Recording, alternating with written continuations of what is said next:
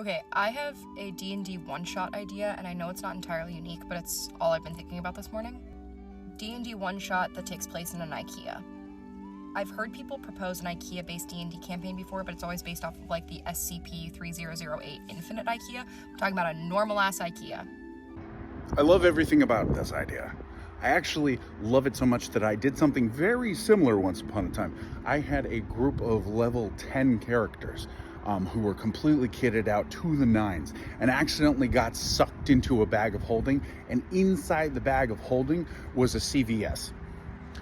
In the process of getting sucked into the bag of holding, from the transition from their reality into the bag of holding reality, they lost all of their possessions and several of their magical items. So they were basically stranded there with nothing but what they were wearing, and had to utilize things inside the CVS in order to fend off the villains who had caused the CVS to be inside of the bag. So at one point, you know, in the Hallmark aisle, the Hallmark cards became sentient, so they tried to wipe out my heroes with death by 1,000 paper cuts.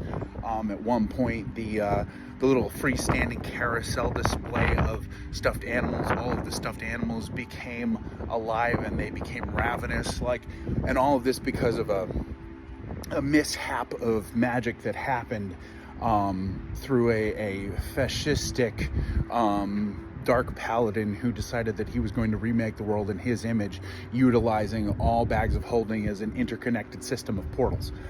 So they ended up getting completely denied everything, could only use stuff that they found in the aisles, which was really tricky because they all had to learn how to read English, which, because you think of basic as basic, but it's English basic, and then there was a whole rolling system there. At one point, somebody tried to use shampoo as a weapon and rolled a critical fail, and so they got shampoo in their eyes. It was a whole thing, but it can be completely fun. So yeah, utilize System 5 or whatever system you're currently using, since none of us are on good terms with Wizards of the West Coast, given what they did right before Christmas.